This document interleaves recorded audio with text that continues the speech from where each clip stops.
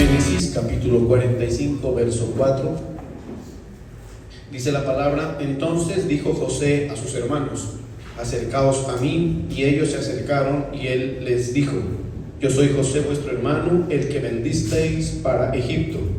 Ahora pues no os entristezcáis, ni os pese haberme vendido acá, porque para preservación de vida me envió Dios delante de vosotros.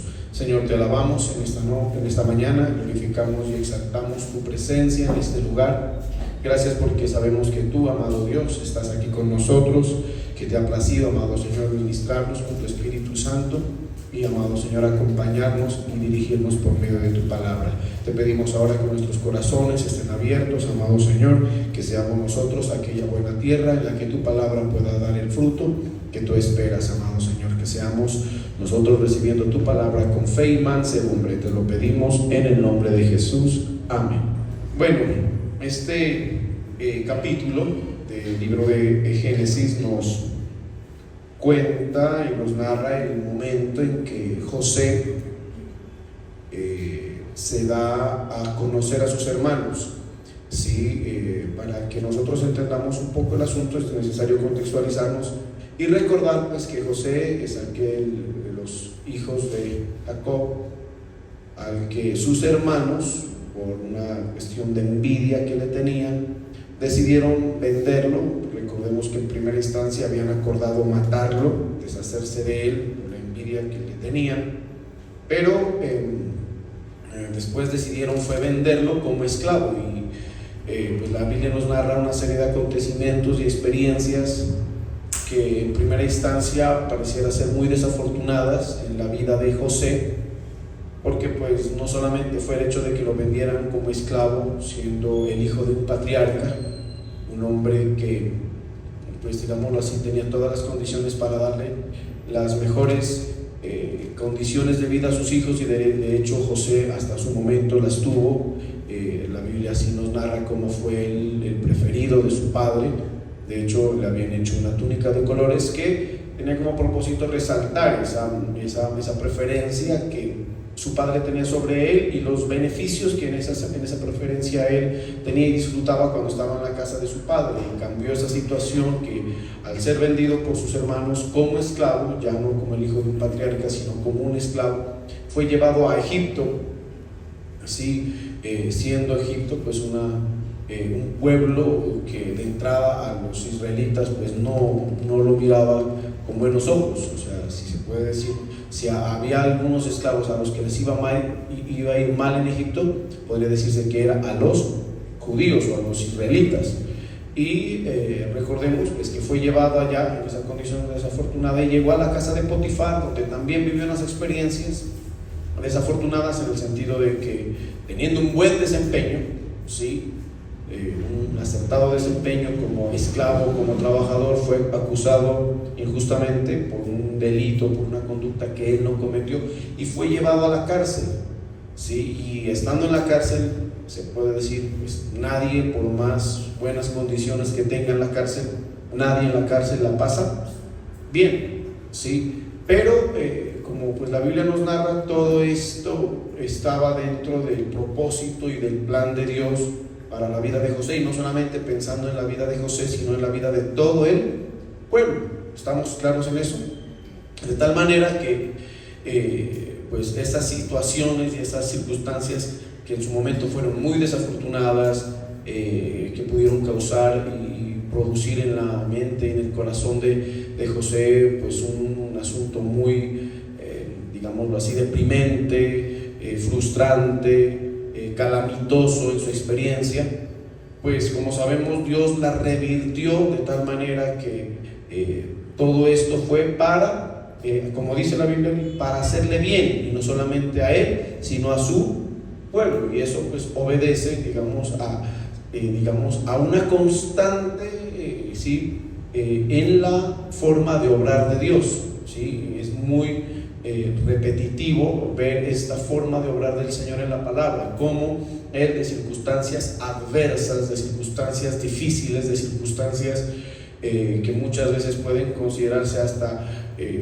caóticas, de ruina, de calamidad, eso en el plan de Dios, en la mente del Señor, y sobre todo en la vida de sus hijos, está generalmente predestinado como algo de bendición y que resulte en algo positivo, de victoria, de bendición, de prosperidad. Eso es algo muy notorio en el obrar de Dios en la vida de sus hijos. Aún con el mismo Señor Jesucristo, como Padre, el Señor obró de esa forma. Por eso la Biblia dice pues, que lo envió, acá fue humillado, acá fue maltratado, para a la postre exaltarlo hasta lo sumo. Eso es algo que nosotros debemos aprender a considerar, insisto, como una constante en el obrar de Dios, en los propósitos del Señor.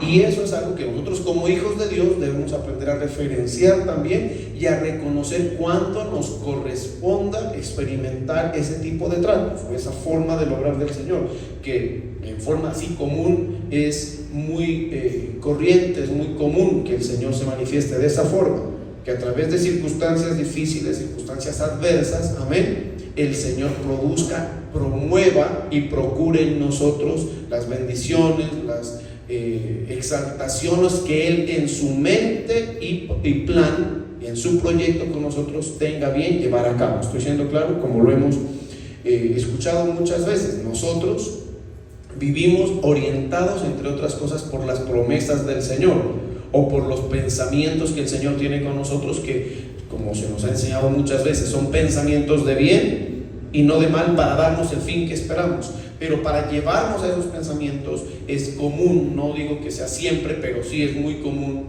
y difícilmente es la excepción con nosotros, que el Señor nos lleve a través de circunstancias adversas que en la mente del Señor tienen muchos propósitos: formación, disciplina, enseñanza, amén, capacitación, ¿sí? De hecho, de Cristo dice, por lo que padeció, ¿qué dice? Aprendió la obediencia. Entonces, son muchos, digamos, aspectos del trato del Señor con nuestras vidas como hijos que se desarrollan y que se llevan a cabo a través del padecimiento y a través del quebrantamiento. Por eso el Señor nos mete a este tipo de circunstancias. No quiero hablar de ellos específicamente. Sí le puedo decir que ahí está inmiscuido, está involucrado ese obrar y ese propósito de formación del Señor. ¿Estoy siendo claro? Y que en cada persona eso tendrá una característica, una presentación muy particular de formación, de enseñanza. A lo que me refiero es que lo que Dios le quiera enseñar a la pastora no necesariamente es lo mismo que me quiera enseñar a mí, pero que a través, por ejemplo, del quebrantamiento, Dios puede forjar esas enseñanzas en cada uno de nosotros. ¿Estoy siendo claro? Seguramente José lo estaba haciendo. Sí, uno se pregunta, bueno, ¿y por qué Dios permitió que José tuviera esas experiencias tan fuertes, tan duras? Podemos decir, seguramente porque Dios quería formar algo en él. No me quiero concentrar en qué, porque pues no es el tema central. Más bien lo que quiero destacar es cómo José pudo alcanzar un entendimiento precisamente de esos propósitos y de ese obrar y de lo que Dios a nivel personal quería formar y quería desarrollar en él, de tal manera que esas circunstancias tan difíciles, insisto, que seguramente están muy lejanas de las que nosotros vivimos y experimentamos, o algo que sí podemos nosotros concluir es que la palabra de Dios a nosotros nos presenta siempre referencias que representan para nosotros un estándar mucho más alto del que nosotros vivimos y el que nosotros experimentamos. ¿Es así o no es así? Sí, la palabra de Dios tiene como ese asunto casi que cuando uno se referencia lo puede tomar como algo muy motivacional, en el sentido de que uno termina diciendo, bueno, a mí no es que me haya tratado tan duro, sí me ha quebrantado, sí me ha formado el Señor, pero pues no me ha permitido vivir lo que vivió José, no me ha permitido vivir lo que vivió Job, de lejos pues lo de Job, sí, no me ha permitido vivir lo que vivió Jacob, sí. Son circunstancias que no necesariamente tenemos que minimizarlas, porque a cada uno Dios le da y lo forma de acuerdo a la consideración que Él tiene de cada uno de nosotros. Por ejemplo, si hablamos de pruebas, un asunto que tiene también como propósito el quebrantamiento es la prueba. La Biblia dice claramente que Dios no prueba más de lo que nosotros podamos resistir o soportar.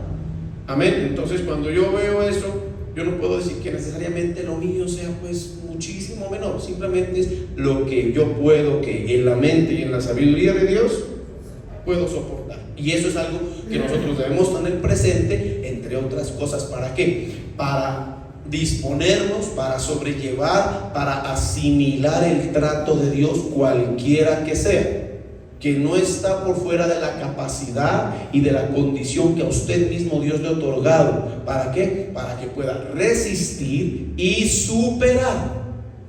Amén. Un día una persona en una consejería me decía: pero pastor, es que ya no aguanto. Yo le decía: si aguantas. ¿Por qué? ¿Por qué dice que yo sí aguanto? Porque la Biblia dice que si aguantas. Lo que pasa es que a veces nos falta un poquito de entendimiento, y por toda la falta de entendimiento pues nos desorientamos y nos volvemos a veces hasta necios para recibir y para asimilar el trato de Dios, y comenzamos a victimizarnos y a quejarnos. Pero realmente toda prueba que el Señor permite, todo trato de formación que el Señor permite en su vida, está dentro de ese marco. ¿De cuál marco? Del marco de resistencia que Dios mismo nos ha otorgado. ¿Estoy siendo claro en eso? Pastor, ya no aguanto. Tranquilo, si aguantas, no se queje. Sí, ajuste un poquito, apriete un poquito, y le puedo decir: y siga soportando, siga aguantando, que Dios no le está permitiendo ser probado más allá de lo que pueda soportar o resistir. Y eso es para nosotros, entre otras cosas, también una buena noticia, porque a usted le notifica que esa situación o esas situaciones duras que nos pasan, que vivimos, que nos quebrantan, por más duras que sean, tenga esto como premisa para sí mismo: no lo van a derribar, no lo van a destruir, porque Dios tiene el control de eso, en el sentido que yo sé lo que mi hijo aguanta.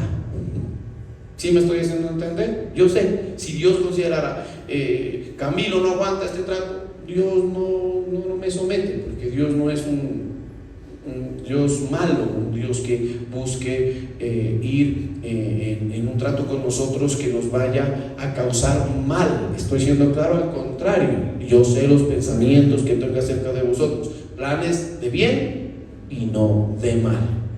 Amén. Y yo he tenido, a nivel personal, he tenido eso.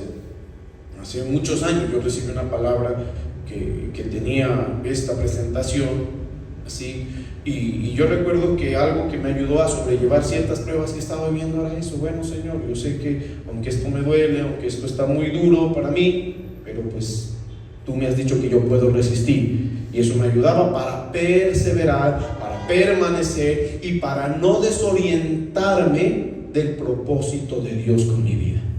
Y eso es algo que a José le aconteció. A José el asunto le dio duro. No se puede decir que el trato de Dios, que tenga como propósito el quebrantamiento y la formación, pues es algo que no afecte, es algo que no duela, es algo que no produzca sufrimiento. Claro que lo es, por eso es quebrantamiento. Amén, amén. Sí, y no debemos ser ni insensibles, ni para sí mismos ni para otros. Amén. Ni mucho menos pues indiferentes a esa realidad. O sea, ¿usted está siendo quebrantado? Sí, está siendo quebrantado. Si le está correspondiendo, sí. Pero tenga estos aspectos que le acabé de describir, téngalos claro. ¿Para qué? Para que ese quebrantamiento, digámoslo así, usted lo sepa asimilar correctamente, teniendo claro que Dios tiene el control y que Dios no va a permitir que eso lo destruya, y que al contrario Dios está provocando ciertas condiciones. Ya le dije al principio, a manera de ejemplo generalizado, ¿sí? Ciertas condiciones de formación, de capacitación. Escúcheme bien, aquí ya vamos a relacionar un asunto que determina la importancia y casi que la obligatoriedad de pasar por ese tipo de tratos, que determina la capacitación, la formación, las condiciones y características en nuestro ser para poder alcanzar las bendiciones y promesas que el Señor nos ha dado. Eso quiere decir que si a nosotros el Señor tal vez no nos trata como Él determine tratarnos, no le va a ser posible meternos en las bendiciones que Él ha preparado para nosotros. Amén. Y eso fue lo que dijo acá José cuando se presentó a sus hermanos. Porque cuando los hermanos llegaron, sabemos pues que, como es entendible quizás desde la mente humana, los hermanos estaban asustados. José se les presentó, porque dijo: ¿qué va a hacer José? ¿Y qué haría usted si sus hermanos le hacen eso? ¿Sí? Si a mí mis hermanos me hacen eso y me cogen en mi condición natural, pues, y si tengo el poder que José alcanzó en Egipto, los mando a pelar, como decía, inmediatamente, como dicen estos narcos, ¿sí? Daba la orden, y claro, era entendible. Amén, es entendible. Por eso es muy importante ir asimilando estos aspectos que acabo de decir, que parecen ser tan sencillos. En la práctica y en la experiencia es muy importante tenerlos muy presentes. ¿Estoy siendo claro en eso? ¿Por qué? Porque las circunstancias, ya en la experiencia, en la vivencia de ellas, pues requiere, a veces demandan y provocan reacciones muy distantes a las que realmente debemos tener en el propósito del Señor, que si no sabemos reaccionar acertadamente, podemos estar obstruyendo, alterando y a veces, destruyendo hacia nuestras vidas el propósito del Señor. Amén, porque en este caso, claro, los hermanos estaban asustados, dijeron: no, este man nos va, porque lo vendimos a Egipto, este man nos va a pelar, y se asustaron y tuvieron temor. Aquí lo refleja así: no se querían ni acercar, eso es normal. Pero José, ¿qué les dice? Acercaos a mí. Sí, mire que lejos de, quiere decir, los mándelos a matar, acérquense con confianza, es como dicen, tranquilos, no les voy a hacer nada.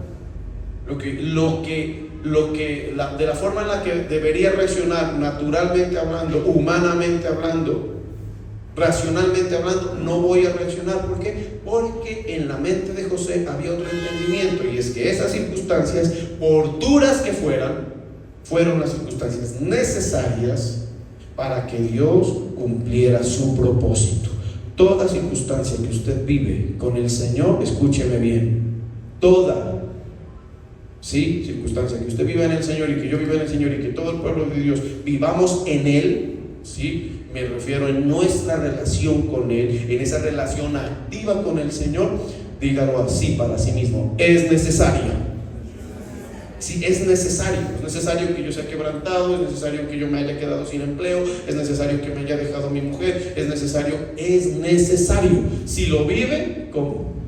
En esa relación y en esa vigencia de su relación con Dios. Ahora voy a hablar un poquito más de eso y sustentarlo bíblicamente, pero quiero que eso sí lo tenga bien claro, esa conciencia, esa consideración que la acabo de hacer. Entonces dice: acercaos a mí. Y ellos se acercaron y les dijo: yo soy José, vuestro hermano, que vendisteis para Egipto. Se les reveló, se les mostró, y dice lo siguiente: y ahora pues, ya se presentaron y dice: no os entristezcáis. No se entristezcan. Claro que, pues, ¿qué pudo haber provocado eso en los estos? Aparte del temor y el miedo, pues seguramente tristeza, o más que tristeza, dolor, o como dicen por ahí, remordimiento. Pero José les dice: no se pongan así, ni os pese. Pues difícilmente a estos les pesaba, porque realmente es que los hermanos de José no eran de las mejores características humanas. No creo que les haya pesado. Se puede decir, nunca les pesó. Pero José lo interpreta así, dice: no les pese, no se duelan, no sufran porque me hayan vendido acá. Y aquí viene: porque para preservación de la vida Dios me envió delante de vosotros. Eso es lo que José, se puede decir, entendió. Podríamos decir, en cuanto a la claridad del propósito al final de todo, por lo menos en este momento, cuando ya todas las circunstancias difíciles que pasaron. Amén. Sí, ahí las entendió. Por eso es que la Biblia dice que nosotros al final vamos a comprobar la buena, diga así, la buena voluntad de Dios, agradable y perfecta. Es al final del propósito que nosotros tendremos claridad, en el momento en que se cumple. ¿Sí? Uno realmente, cuando está en el proceso, tiene como orientación las promesas. ¿Qué tenía como José como fuente de orientación? ¿Qué es lo que tenía él? ¿Se acuerdan? Los sueños. Esos sueños proféticos que en su momento Dios le dio, en los que él meditaba, en los que también meditaba su padre. ¿Se acuerdan que el miércoles les decía que es necesario meditar? ¿Sí? En los propósitos del Señor, en los planes del Señor, es necesario meditar. Meditar es tenerlos presentes, no perderlos de vista, no permitir que nada, ¿sí?, a nosotros nos distraiga y nos quite ese punto de referencia en cuanto a lo que Dios ha dispuesto para cada uno de nosotros. Sí, y la Biblia dice esto. Cuando José le contó el sueño a su papá, José no lo a Jacob, es que era el papá, sí, Jacob se puso también bravo, no le gustó, porque dijo, no, que está pensando que hasta yo me voy a venir a postrar. Pero Jacob era un hombre que había ya caminado con Dios, que en cierta forma también entendía el proceder y el propósito de Dios, porque de la misma forma se había cumplido en su vida. Recordemos todo lo que le pasó a Jacob. También fue desterrado, también fue prácticamente llevado a una esclavitud en la casa de Labán. Lo traicionaron, jugaron con él, le pasaron cosas injustas y al final Dios lo bendijo. Amén. Y eso seguramente servía como referencia para que cuando José le contó el sueño, que si bien le pareció descabellado porque golpeaba duramente su orgullo, dice la Biblia, pero Jacob meditaba en eso. Por eso usted, si Dios le habla, yo le decía a la pastora cuando nos veníamos para acá, rajando de ustedes, ¿me entienden? Yo le decía, es que a la gente le faltan dos cosas, a veces la una o la otra, o lo que es peor, las dos. Una es que no oyen. Ustedes no oyen, generalmente, con todo el respeto, estoy hablando en un sentido generalizado. La Biblia lo dice, son tardos para oír. ¿Sí? Hay mucha dificultad en ustedes. Yo lo percibo como pastor, por lo menos de este rebaño. Por eso es que generalmente les jalo las orejas, porque los veo distraídos, los veo letargados, porque son tardos para oír. Y yo el miércoles les decía que, si ustedes escucharan bien todo lo que de la boca del Señor sale, y eso solamente a través de esta pequeña corneta del Señor, que soy yo, porque si ya nos vamos a todo lo que Dios les puede hablar y a todo lo que Dios les ha hablado en su vida, ustedes tendrían la suficiente palabra para ver la gloria de Dios en su vida de una forma fuerte y contundente. Amén. Que la palabra de Dios es la herramienta que Dios usa para provocar esas manifestaciones poderosas que bendicen y que prosperan a la gente. Estoy siendo claro, pero ¿cuál es el lío? Que la gente es tarda para oír.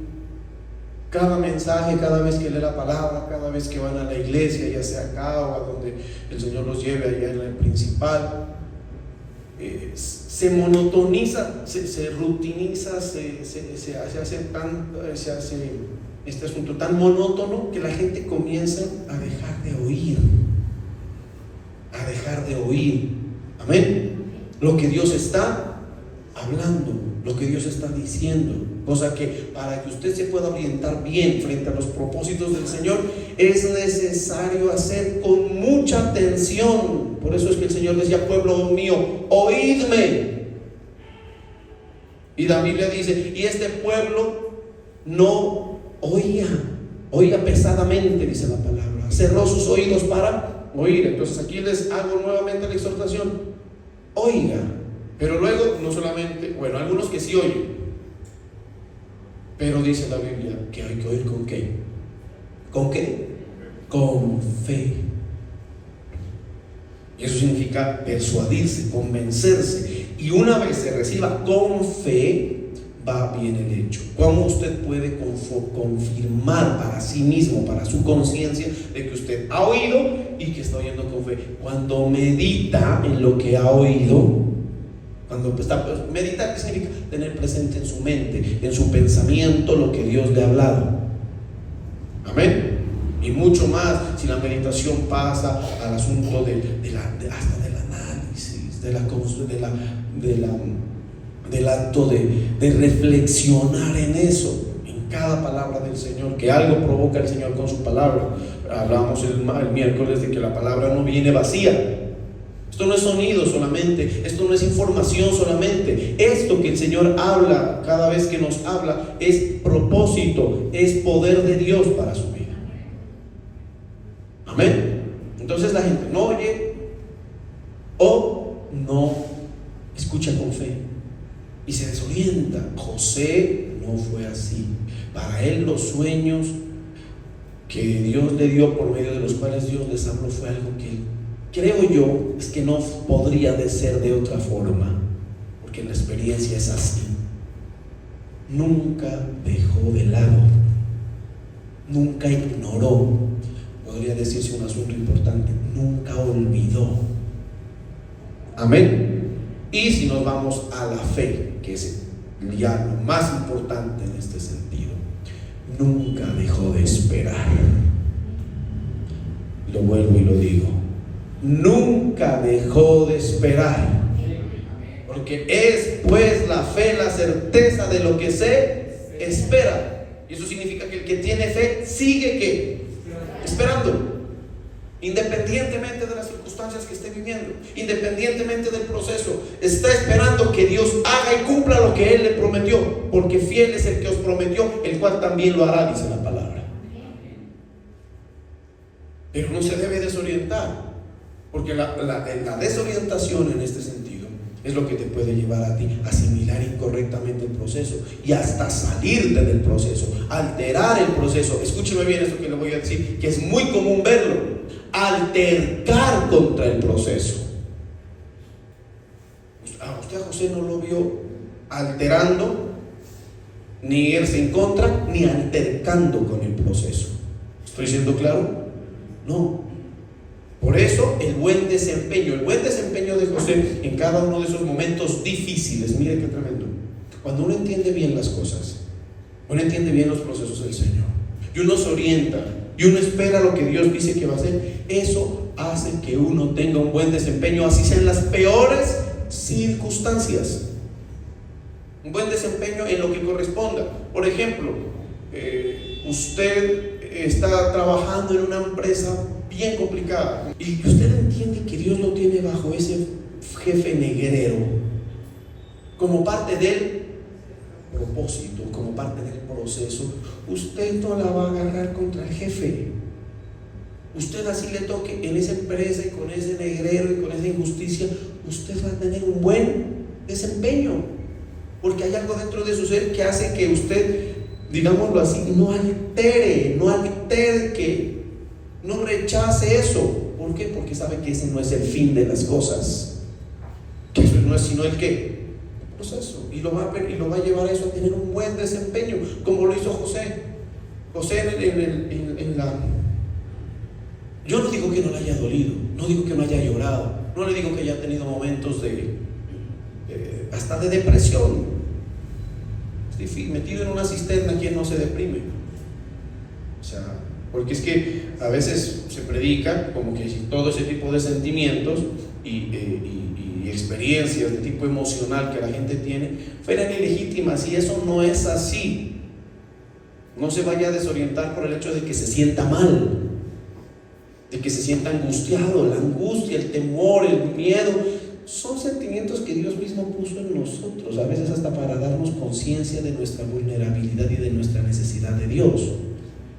El miedo es algo natural, la angustia es algo natural en nuestro ser, que tiene que estar. Si usted no siente miedo, hermano, ¿usted qué le digo? No, ¿sí me entiende? De hecho, el miedo hasta nos alerta y nos vuelve prudentes. ¿Estamos siendo claros? Amén.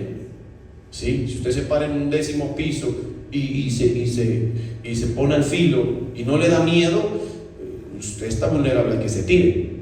Pero ¿qué es lo que uno lo vuelva prudente y dice: no, yo no me acerco, eso es peligroso? Pues el miedo. Entonces no deslegitime. Yo he escuchado muchas veces mensajes que deslegitiman y que le dicen a la gente: ay, no, eso está mal, que sientas miedo. No, que se angustie, no, tampoco. Cristo se angustió hasta la muerte.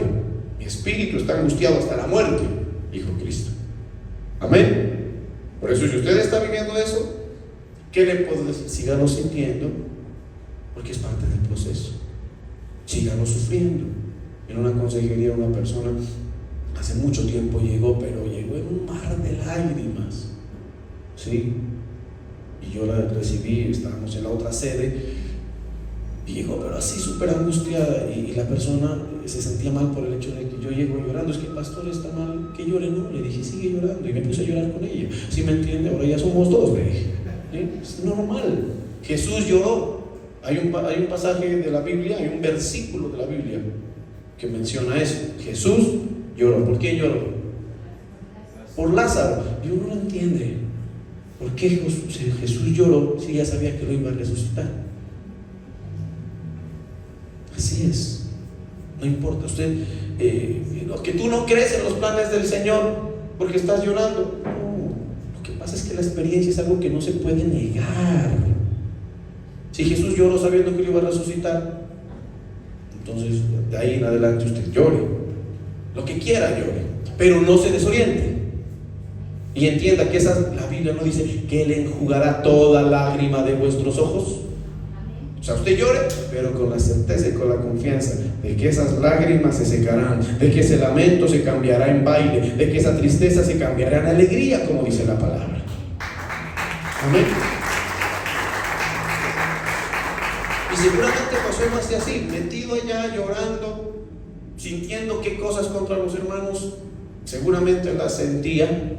Usted puede sentir y pensar lo que sea en el momento de la prueba, pero si tiene estas cosas presentes, usted no se va a dirigir por eso, y mucho menos va a altercar contra el proceso. Amén. Amén. Y no va a alimentar sentimientos, pensamientos que vayan en contra del proceso. ¿Estamos? Sí. Por eso José seguramente se decepcionó de sus hermanos, pero mire, ese tipo de consideraciones que seguramente la palabra nos está ayudando a desarrollar en nuestra mente, le impidieron llenarse de rencor, por ejemplo, de resentimiento, por ejemplo, cosa que es bien común. Amén. No.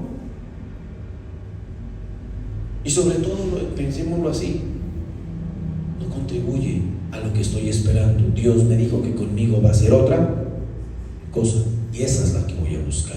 Y llenarme de resentimiento contra mis hermanos no me colabora.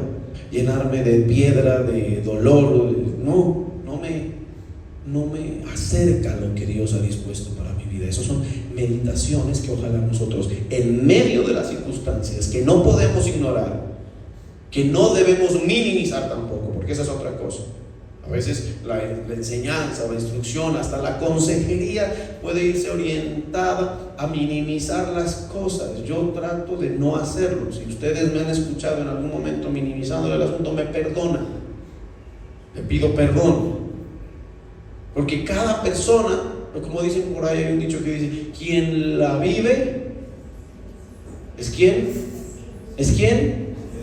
la sufre, dicen por ahí. Y también dicen por ahí: el que la vive es el que la goza. Pero en este caso estamos hablando de sufrimiento.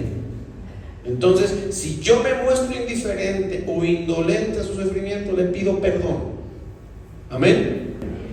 Pero no se preocupe, aunque nosotros los hombres a veces somos indolentes, usted tiene uno que ese sí no lo juzga, que ese sí no es indolente, ese sí lo consuela siempre, porque Él sabe todo lo que usted siente, pero al mismo tiempo sabe que lo puede resistir.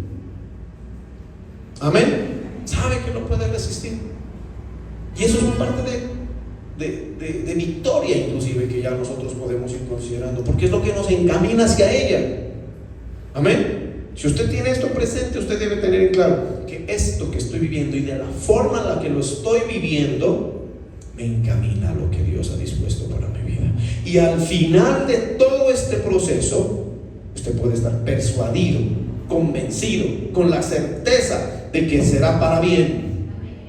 ¿Cómo, pastor? Esta cisterna, esta esclavitud, esta cárcel es para bien. En el plan de Dios todo es para bien, la Biblia lo dice. Por eso usted no se despeluque. Sé que puede ser, y le estoy legitimando todo lo que se está sintiendo. Le estoy legitimando. Pero escúcheme, de parte de Dios, eso es para bien. ¿Cuándo lo vas a comprobar? Al final. Aguanta, yo le puedo decir aguanta negro, ¿sí me entiendes? Aguanta negrito, aguanta. El Señor está ahí, Él no ha perdido el control. Y aunque tú pienses que no, lo que Dios está permitiendo es para bien. Aunque te esté desbaratando, aunque te esté metiendo en un foso, aunque te esté metiendo en un horno, aunque te estoy poniendo referencias, aunque te esté metiendo en un pez, donde sea que te esté metiendo el Señor, de ahí te va a sacar para algo bueno, para contar sus victorias y para demostrar que el Señor es fiel y que sus promesas son sí y son amén. Entonces, mire, por eso les digo, no, yo le puedo decir, ahora sí ya, no sentiste eso, cálmense, que el Señor para preservación de la vida nos permitió vivir todo esto, aún esa canallada que me hicieron, ustedes un poco de porquerías, pero eso es para bien, y fue para bien, y por eso están ustedes acá, porque me envió delante. Miren, los que somos hijos de Dios y estamos en la mente del Señor, tenemos una premisa de parte del Señor, que vamos adelante para ser de bendición para otros. Por eso dice, Él me envió delante. Usted va hacia adelante, usted va adelantado frente a las promesas de Dios, ¿sí? En el verso 8 del mismo capítulo dice, así que no me envían. Y ahí miren cómo va desarrollando José. Y ahí nos comparte esa experiencia que debemos nosotros tener como referencia. En el verso 8 dice, así pues no me enviasteis acá vosotros. En primera instancia era que ellos lo metieron ahí, los malvados, el jefe, esa esposa mala que me tocó, o esta enfermedad, esa es la que me tiene así. No, acá el que me envió, acá dice, sino Dios. ¿Quién lo tiene ahí? Amén. Por lo menos declárelo en fe. Amén. Amén. ¿Sí?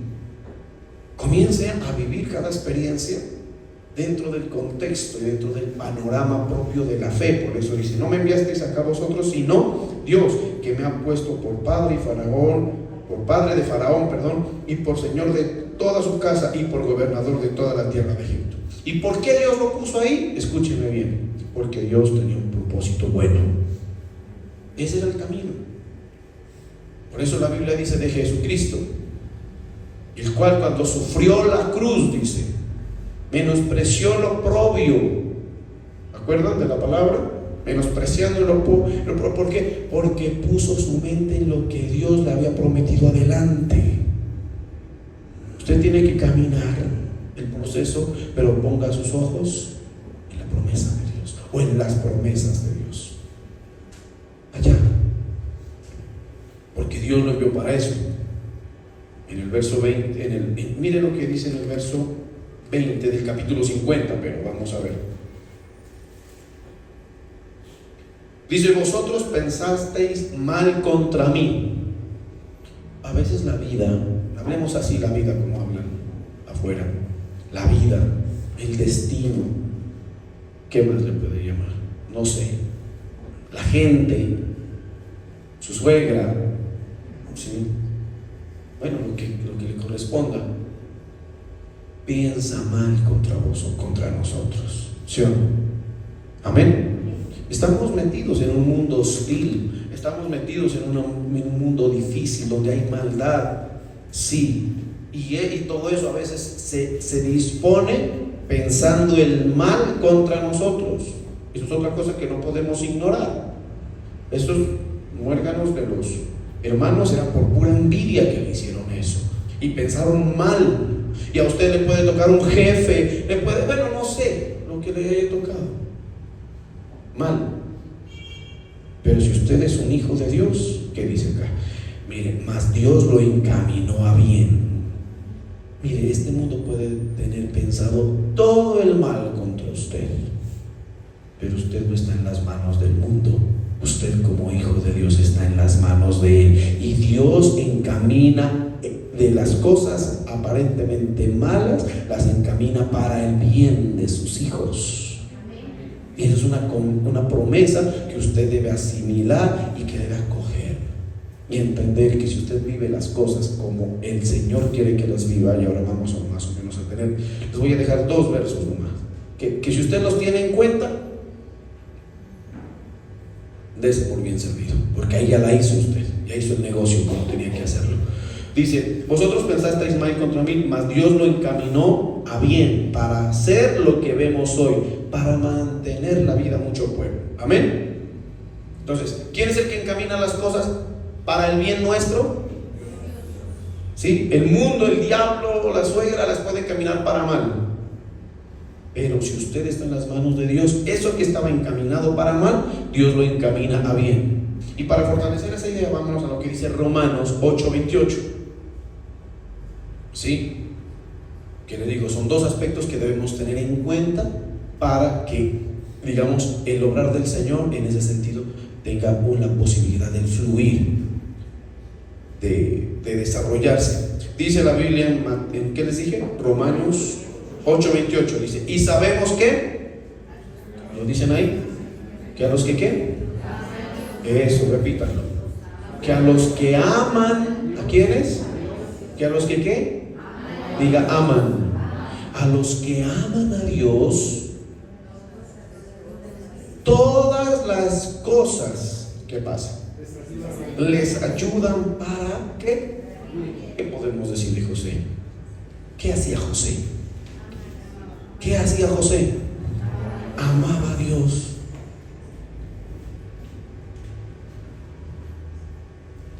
Eso fue lo que procuró hacer José, hacer evidente, dejar claro, amén, que él amaba a Dios. La reciprocidad de Dios para los que le aman, póngame atención a esto, es, ojo, destinarles, es ayudarles, es encaminarles, todo para el bien. No, parece que no escucharon. Lo insisto, la reciprocidad, o sea, cuando hablo de reciprocidad es que la respuesta, cómo Dios responde o corresponde a quienes le aman, es que es destinarles, ayudarles, encaminarles en todo. Diga en todo, porque no puedo decir lo que no dice la palabra. Ahí dice todo. Amén. De todo. ¿Qué podemos ejemplarizar? Nada, porque cuando dice todo es todo. Amén. Este matrimonio, seguro, Señor, que este matrimonio es para el bien. ¿Sí? Es para bien en todo. De los que le aman. Si no le ama, agárrese, hermano. De la que duerme a tu lado, cuídate, dice la palabra. Por eso es que hay que amar al Señor. Amén. Y mire, ¿dónde se prueba el amor para ver si es verdadero? ¿Dónde? En las dificultades. Por eso dice la Biblia, el amor todo lo sufre, todo lo espera, todo lo soporta, todo lo cree, todo. ¿Sí se da cuenta? Ahora ahí entendemos. Mire, yo no pensaba llegar a esa conclusión, pero ya la llegamos. ¿Por qué Dios permite que seamos quebrantados? Para probar si le amamos. Porque amar cuando todo es color de rosa es fácil. Amén. Yo amo a Dios, me regaló esta casa. Yo amo a Dios, me regaló este carro. Yo amo a Dios, me dio la mujer que yo quería. Seguirás amando a Dios cuando te quite, cuando te quebrante.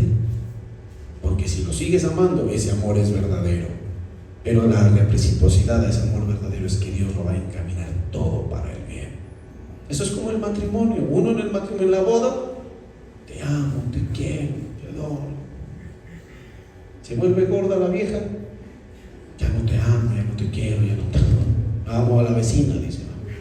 Porque el amor nunca deja de ser. ¿No dice la Biblia? La fe y las profecías se acabarán, pero el amor nunca se acaba. Entonces, si usted ve que la gente se aparta del Señor por una circunstancia difícil, ahí entiende por qué Dios no les podía hacer bien. ¿Sabe por qué? Porque Dios les hace bienes a los que le aman. Amén. ¿Sí? Por eso el amor, una de las cosas, cuando es verdadero, ¿sabe qué vuelve su relación con Dios?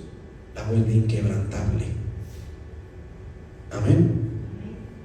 Pero eso dice la Biblia. ¿Cómo dice la Biblia allá en Lamentaciones? No, iba a decir en Lamentaciones, no ¿cómo se llama ese libro del amor? En Cantares. Las muchas aguas no podrán apagar el amor, ni lo ahogarán los ríos. Las muchas aguas no podrán apagar el amor, ni lo ahogarán los ríos. Si diese el hombre toda la hacienda de su casa por este amor, de cierto lo menospreciarían. Imagínese cómo la pone el Señor con el amor. No, yo me voy de la iglesia porque el pastor no me saludó. Tanto amadas. No, yo me voy de la iglesia porque los hermanos, y tanto amadas a Dios. No, yo dejo tirado el servicio porque, si me entiende, un día uno que tocaba aquí, perdóneme, ¿sí me entiende? Dijo que se iba de la iglesia porque yo se la tenía montada. Y tal vez sí. El problema no es que se las tenga montadas. Amén. El problema es que sale a la luz que no amas. Porque si amaras, te aguantas. Porque el amor todo lo soporta. Amén. Amén. Que a mí me tocó el peor. Yo les decía, algún día yo le pregunté, ¿sabes? Porque salió diciendo públicamente, no sé si se acuerdan, eso fue hace muchos años, hace varios años. Yo les pregunté, hola, ¿en serio yo se las monto? Y todos dijeron, no, pastor, al contrario, usted es muy suave. Algunos que servían en otra, aquí hay, ahora ya no hay, sí, pero en esa época, cuando estábamos apenas levantando, habían personas que también servían en otros lugares del ministerio. No, dice, por allá otro pastor es más bravo, viera cómo me toca a mí. Yo dije, entonces, estamos cero de amor. Porque si amas, la cisterna no apaga el amor. Porque si amas, escúchame bien, el Potifar no acaba el amor.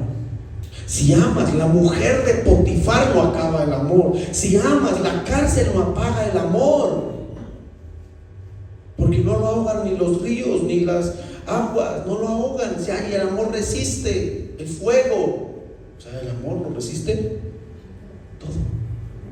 Una vez tú tengas ese amor para el Señor, tu relación inquebrantable, el Señor dice, todo está dispuesto para el bien. No es sino que lo guardes y te vas a dar cuenta que la buena voluntad de Dios, agradable y perfecta, es una realidad. Por eso usted se amó, no solamente resista, algo que yo le aconsejo, así como diciendo una clave: procure ser amoroso con el Señor. Amén. Se amó. La pastora me dijo un día, usted sí es bien amorosito, ¿no? Me dijo. Sea amorosito con el Señor. ¿Sí me entienden? En lo que haga, amorosito. Porque a los que aman a Dios, todas las cosas les ayudan a bien. Y otro punto, ya para terminar, porque les dije que eran dos, con eso nos vamos a almorzar. Dice en Gálatas capítulo 2, verso 20, la carta a los Gálatas 2:20, dice lo siguiente: con Cristo estoy juntamente, ¿qué? ¿Estoy qué? ¿Con qué? Con Cristo estoy juntamente, ¿qué? Así se da cuenta. El que está verdaderamente en Cristo, ¿qué está? Crucificado, hermano. Amén. Y luego dice: y ya no vivo yo, mas Cristo vive en mí. Y aquí viene la palabra clave, la otra palabra clave, el amor, y esta otra. Y lo que ahora vivo en la carne, ¿cuándo? ¿Cuándo? Lo que está viviendo ahora, lo que está viviendo. Y si es un asunto bien difícil, eso que dice ahí, lo vivo en la ¿qué? En la fe. ¿Cómo es que va a vivir eso que está viviendo? Mire que la tendencia de muchos es a bajarse en la fe. Para que tú veas victoria, la dinámica es contraria. Es vivirlo en la fe. En la fe.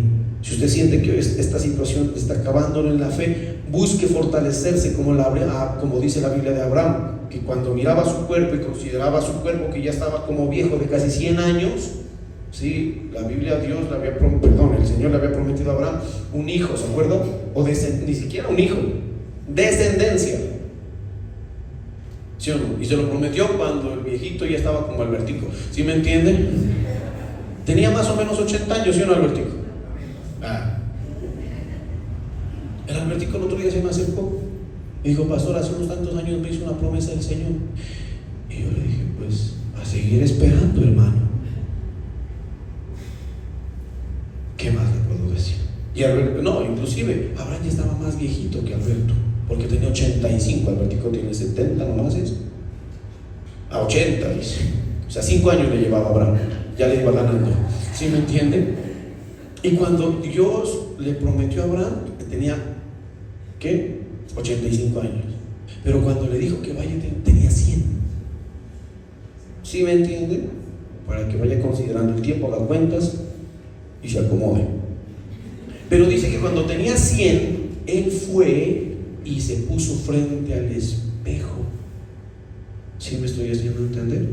Y dice que al considerar su cuerpo, hermano, pues mire, a los que estamos envejeciendo, si hay algo que deprime es eso. Imagínense la crisis de Abraham y todavía que le digan: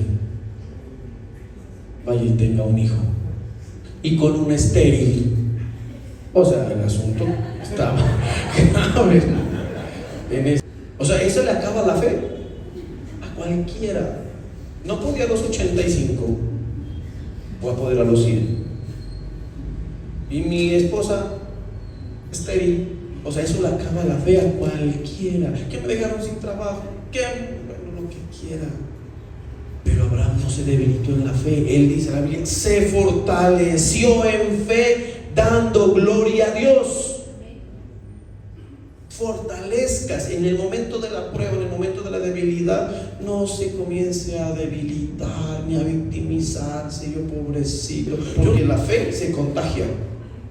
¿Sí me entienden? Porque cuando la fe es así, la fe se imparte, se comparte. Amén. Iban a su casa la fe. ¿Sí? Qué bueno si eres panada, vieja estéril. No, de un hombre, ¿sí me entienden? ¿Se acuerdan de una mujer? 18 años había intentado ser sana y no lo había podido, se había gastado todo, pero un día se encontró con el maestro y dijo: la tercera es la vencida, con Jesús no vamos a perder, con Jesús vamos de victoria en victoria. Y se fue y se arrastró y tocó el borde del manto. Esa es la actitud del que conquista las promesas. Amén. Los que conquistan tienen que tener esa actitud. Que no, yo no me caso porque no tengo. No, hermano, pastora, yo cuando nos casamos, par de irresponsables, no tenemos en qué caernos muertos. Ustedes fueron testigos. Sí, en estos días estuvimos recordando y diciendo: qué par de locos. Con 2 bolsas negras salimos de la casa, ni maletas, bolsas de basura. Ella con una poca ropa y yo con otra. Vamos.